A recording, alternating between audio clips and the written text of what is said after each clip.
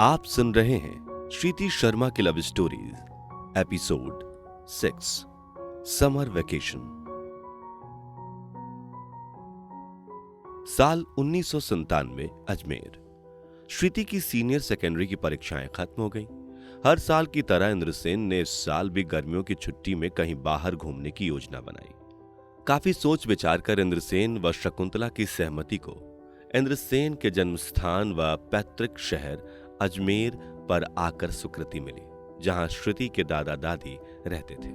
श्रुति वहां 7 साल पहले गई थी और उसके दादा दादी 4 साल पहले मुंबई आए थे। राजस्थान के दिल में बसे अजमेर की मुंबई से ट्रेन की दूरी बस 20 घंटे की थी। धार्मिक पर्यटन के आधार पर अजमेर भारत के मुख्य 5 शहरों में से एक है। स्कूली बच्चों के लिए गर्मियों की छुट्टियां साल का सबसे सुखमय समय होता है। इस दौरान उबासी वाली पढ़ाई और रोजमर्रा की जिंदगी से पीछा छूट जाता है। श्रुति ने अजमेर में काफी समय बिताया था। तब वह उम्र के नाप पर छोटी थी। इस बार वह पूरा अजमेर देखना चाहती थी और जानना चाहती थी कि अजमेर वर्ल्ड फेमस क्यों है। इस सफर के दौरान श्रुति अपने कड़वे अनुभवों को भूलने और नई शुरुआत करने की ठान चुकी थी।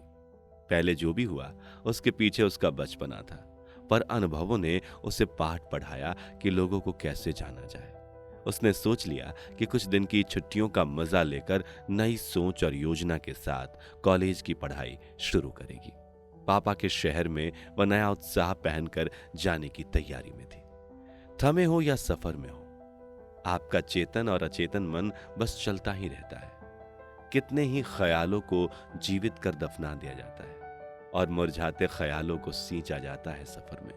श्रुति का मन भी कई विचारों और ख्यालों से भरा था। प्रेम, अतीत और भविष्य के ख्याल थे, जिन्हें अजमेर जंक्शन पर विराम मिला। वे लोग रेलवे स्टेशन से साइकिल रिक्शा से अपने पैतृक घर पहुंचे। घर पर लगभग 75 साल का बूढ़ा था, पर अब भी मजबूत नींवों पर खड़ा था। मकान पर उम्र की झुर्रियां कम ही थी। इंद्रसेन इसी घर के साथ पले बढ़े थे। स्नातक होने के बाद उनकी सरकारी नौकरी लग गई और पोस्टिंग मुंबई में हुई। अब उनका यहां साल 2 साल पर एक आध बार ही आना होता था। समय अब सिमट गया था। कुछ ही दिनों में वे घर से जुड़ी अपनी तमाम ख्वाहिशों को पूरा करते। घर से दूर कोई चाहे कितना भी खुश या दुखी हो, पर अपनी देहरी पर कदम पड़ते ही जैसे बरसों पुराना कोई करीबी रिश्ता यूं ही अचानक से मिल जाता है। इंद्रसेन की खुशी उनके चेहरे से जाहिर थी। इस बार इस समय इंद्रसेन के पिता की हालत नाजुक थी।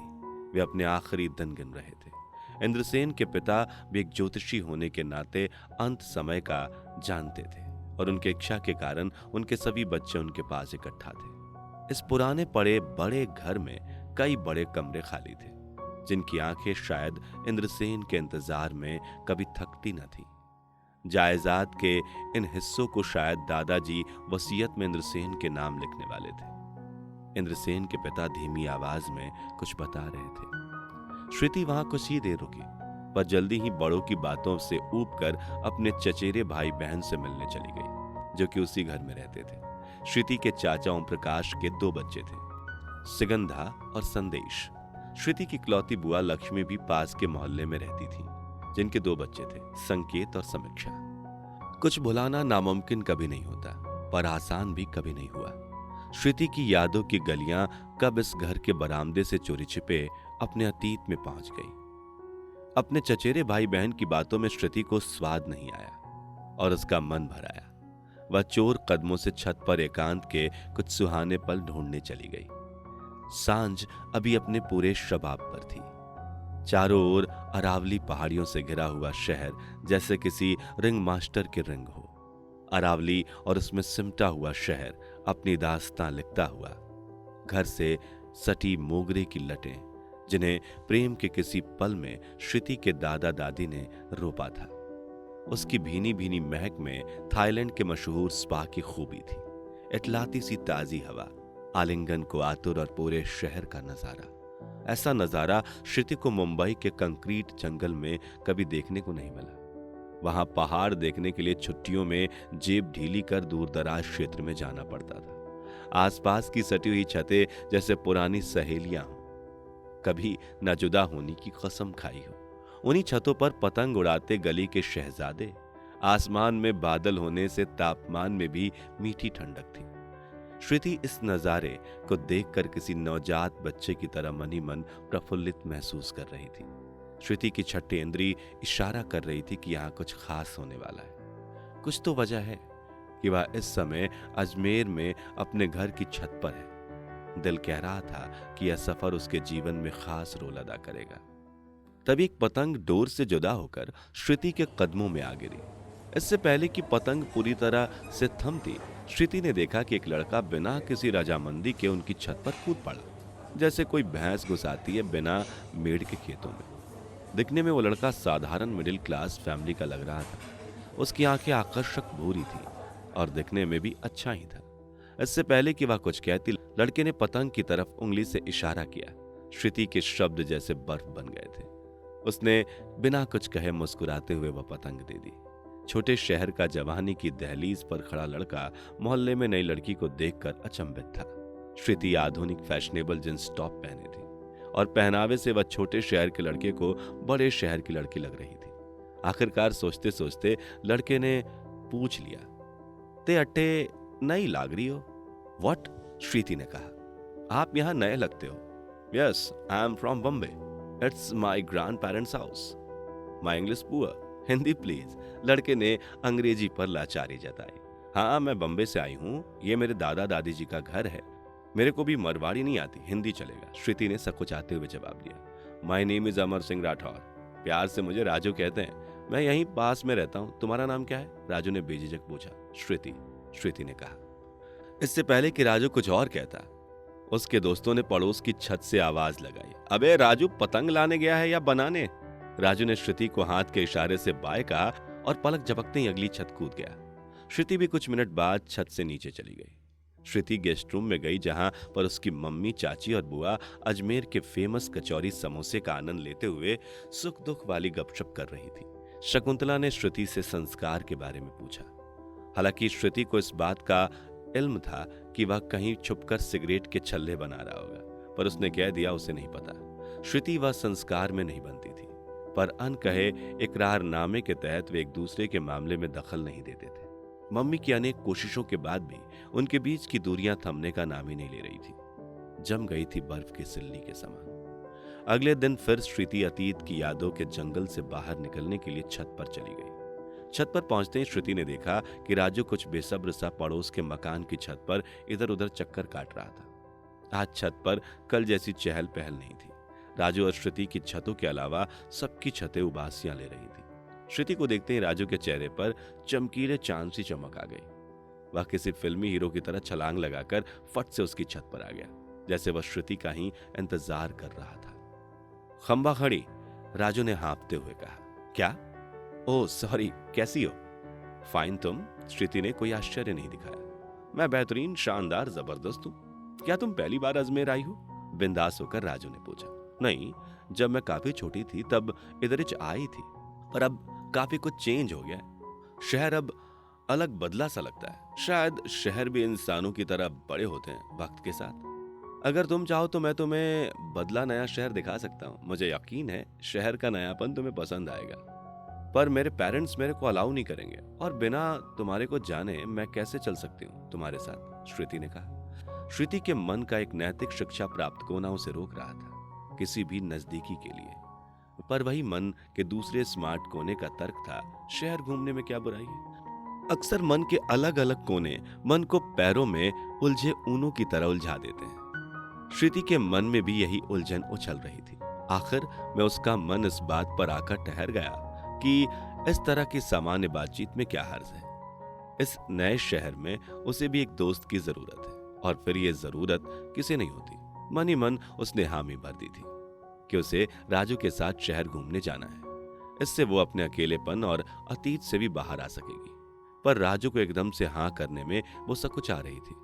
अगर तुमको लगता है कि तुम्हारे पेरेंट्स मेरे साथ ऐसे नहीं जाने देंगे, और अगर तुम्हारा मन आने को हो, तो फिर पेरेंट्स को बताने की जरूरत ही क्या है? मैं तुम्हें शहर ही तो दिखाने जा रहा हूँ, ब्याणे थोड़ी ना। राजू ने समझाने की कोशिश की।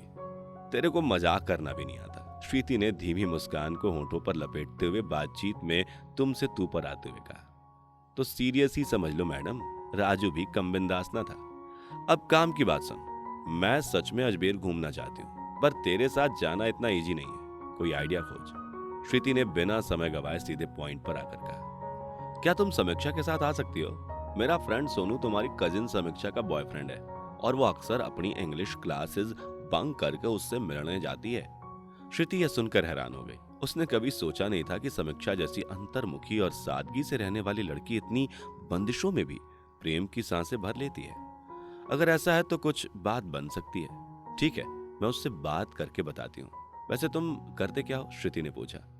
मैं तुम्हारे इंतजार में भरी दोपहरी पतंग उड़ाता हूँ, राजू ने स्टाइल मारते हुए कहा। तेरे को क्या लगता है, तेरे सेंस ऑफ ह्यूमर की तारीफ में मैं 2 शब्द कहूंगी?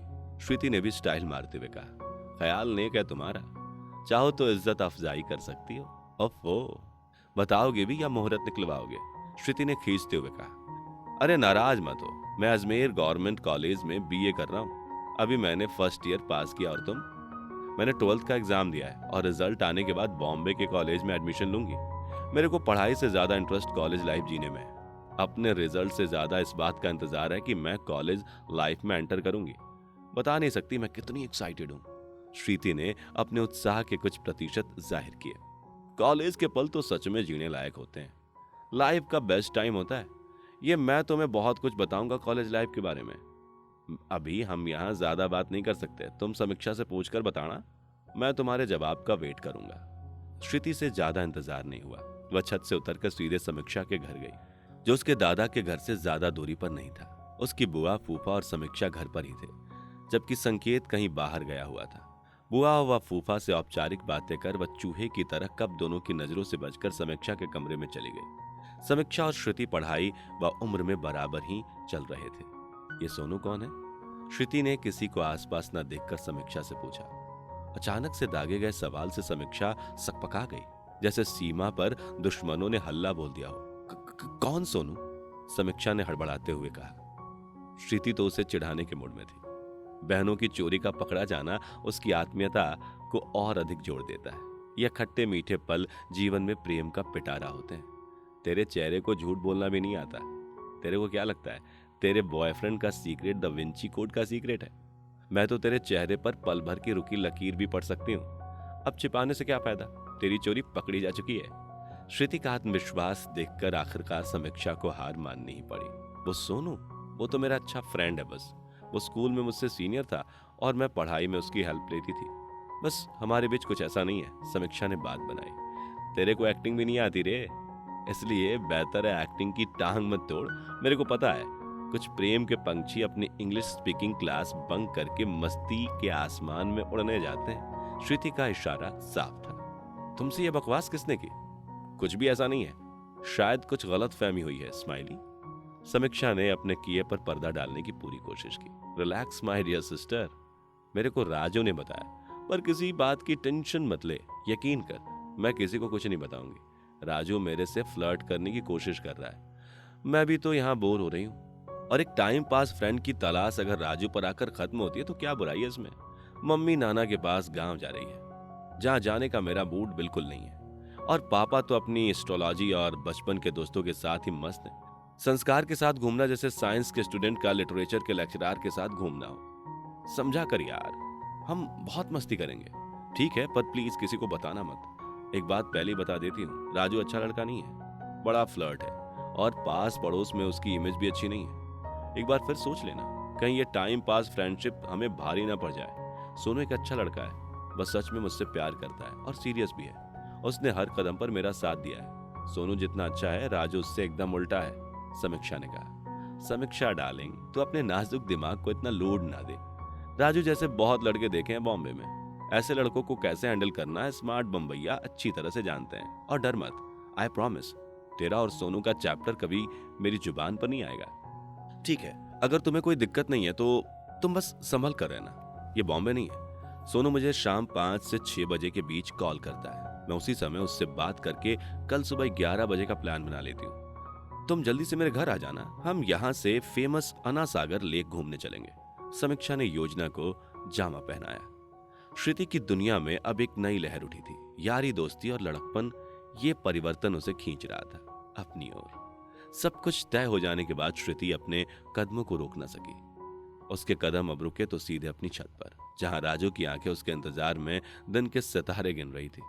श्रुति इतना उत्सुक थी कि एक सांस में ही कल का प्लान बयान कर दिया। इतने में ही उसने किसी के आने की आहट सुनी और अपनी खुशी को अंतिम सीमा तक जाहिर किए बिना ही नीचे कमरे की तरफ भागी, कल मिलने के वादे के साथ। श्रुति का मन आज गुनगुना रहा था। नर्म बिस्तर पर लेटते ही उसके दिमाग में विचारों की सुरीली हवाएं चलना शुरू हो गईं। मीठे ख्यालों के बादल उमड़कर सतरंगी इंद्रधनुष छोड़ रहे थे उसके प्रेमिल मन में। नींद तो आज छुट्टी पर ही थी। कल के सुनहरे सपने देख श्रुति हकीकत की जमीन पर उतरी और उसके मन के अच्छे बुरे कानों के बीच गुफ्तगू चल रही थी। क्या समीक्षा सही कह रही थी? कहीं राजू से मिलकर कोई गलती तो नहीं कर रही हूं? पर गलतियां करना तो जिंदगी का ही हिस्सा है। अगर इंसान गलती ना कर रहा हो तो मतलब वह कुछ नहीं कर रहा है। अगर मैं यूं रिस्क लेने से डरूंगी तो जिंदगी में क्या कभी आगे बढ़ सकूंगी? हर किसी में अगर मैं गंदा इंसान खोजने लगी तो मुझे हर इंसान गंदा ही दिखेगा। हो सकता है ये ईश्वर का इशारा हो, वरना उसकी पतंग इस पूरे शहर में मेरे ही सामने आकर क्यों गिरती? ईश्वर का इशारा ना समझकर मैंने पहले भी गलती की है, जिससे मेरा पहला प्यार ओझल हो गया था। इसलिए हमें ब्रह्मांड के इशारों को समझना चाहिए और सम्मान से अपनाना चाहिए, वरना फिर से रह जाती है सिर्फ निराशा, बहाने को अश्क, और फिर मैं कौन सी अभी उसे अपना दिल देने ही जा रही हूं। अपनी गलतियों से सीख लिया है। प्रेम में कोई जल्दबाजी नहीं, और वैसे भी यहाँ आने से पहले मैंने सोच लिया था कि अब प्रेम के पीछे नहीं भागूंगी। मैं बस हर एक पल को जीना चाहती हूँ खुलकर, और हर एक पल में जिंदगी की छुपी खुशी को ढूंढना है। किसी ने सच ही कहा है कि अगर कुछ ऐसा पाने का सपना देखते हो जो पहले कभी तुम्हारे पास ना रहा हो, तो कुछ ऐसा करो जो पहले कभी ना किया हो। रिस्क लेना ही तो जिंदगी का रोमांच है। अब कल की सुबह एक नए मोड़ से होगी।